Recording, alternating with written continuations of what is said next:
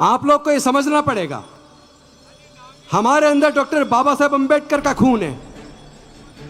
हम उन्हीं के वंशज हैं जिन 500 महारों ने अब से 200 साल पहले पेशवाओं की 28,000 की सेना को केवल 500 नौजवानों ने निस्तानाबूद कर दिया। अपने खून को पहचानिए, अपनी काबिलियत को पहचानिए।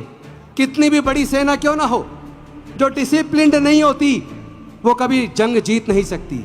ऐसे नेताओं को पहचानना है जिनकी आंखों के सामने, जिनके रहते हुए देश के सारे संसाधन बेचे जा रहे हैं, हमारा आरक्षण खत्म किया जा रहा है। ऐसे नेताओं को पहचानना होगा। लेकिन अनफॉर्चुनेटली हम लोगों ने अपने उस वोट की कीमत को पहचाना नहीं। हम शराब की बोतल में 1,000-2,000 रुपए में 10-20 किलो अनाज में अपनी वोट को बेच देते हैं। हम ये भूल जाते हैं कि वो लोग जिसके पैसे से हमारी वोट को खरीदते हैं, उन्हीं नेताओं के हाथों वो पूरे देश को बेचे देते हैं, हमारे बच्चों के भविष्य को बेच देते हैं।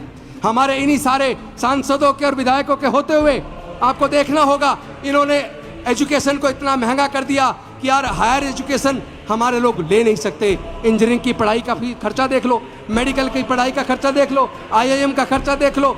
कई लाख, 10-10, 12-12 लाख रुपए आपको अपने बच्चे को इंजीनियर बनाने के लिए, डॉक्टर बनाने के लिए, IIM कराने के लिए तो कर 40 लाख से भी ज़्यादा चाहिए। तो सरकारों ने ये जो सरकारी संस्थान बनाए हैं, सरकारी पैसे से बनाए हैं, तो क्या केवल पूंजीपतियों के बच्चों के लिए बनाए हैं?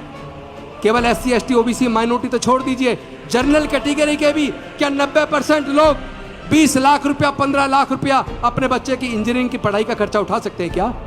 सरकारें जानबूझकर पढ़ाई को महंगा कर रही हैं, क्योंकि हजारों साल तक तो वैसे नहीं पढ़ने दिया। और जैसे पढ़ने का रास्ता डॉक्टर बाबा साहब ने खोला, हमारे लोग जज, engineer, doctor, scientist, collector, professor बनने लगे। उनके पेट में दर्द हो गया, उनके पेट में दर्द हो गया। एक तरफ उन्होंने सरकारी सारे संस्थान बेच दिए और जो बिक गया वहां रिजर्वेशन खत्म हो गया। यानी हमारे नौकरी के रास्ते ये बंद कर चुके हैं। 4th पे कमीशन में 4th क्लास एम्प्लॉयमेंट को पूरी तरह आउटसोर्स करके ठेके पे दे दिया।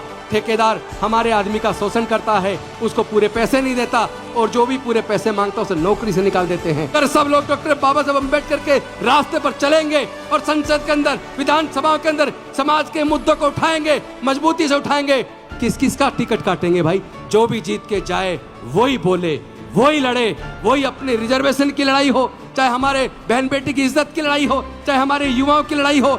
हम लोग जब सारे मिल के बोलेंगे तो किसी का टिकट कटने वाला नहीं है। वोट हमारा, राज तुम्हारा। ये कब तक चलेगा भाई?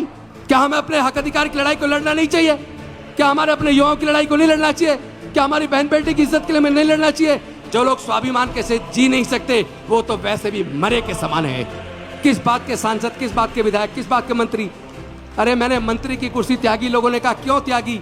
मैं कहना चाहता हूं कि अगर डॉक्टर बाबा साहब अम्बेडकर के बताए रास्ते पर चलने के लिए, अपने समाज के हक अधिकार की लड़ाई को लड़ने के लिए मेरे पास अगर 2 विकल्प थे, एक मंत्री बने रहो और दूसरा अपने समाज के हक अधिकार की लड़ाई को डॉक्टर बाबा साहब अम्बेडकर के रास्ते पर चल के आगे बढ़ो, तो मैंने कहा मैं डॉक्टर बाबा साहब अम्बेडकर के रास्ते पर चल के आगे बढ़ूंगा। मुझे मंत्री कुर्सी नहीं चाहिए।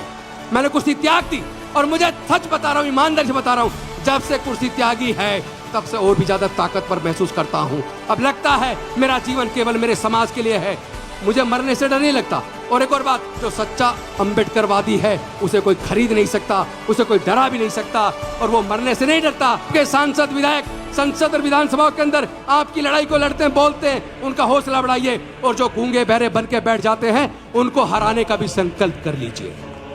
ऐसे विधायकों की जरूरत नहीं है, ऐसे सांसदों की जरूरत नहीं है, ऐसे मंत्रियों की जरूरत नहीं है जो समाज के हक अधिकार की लड़ाई लड़ सके, उनके मुद्दों पर बात ना कर सके।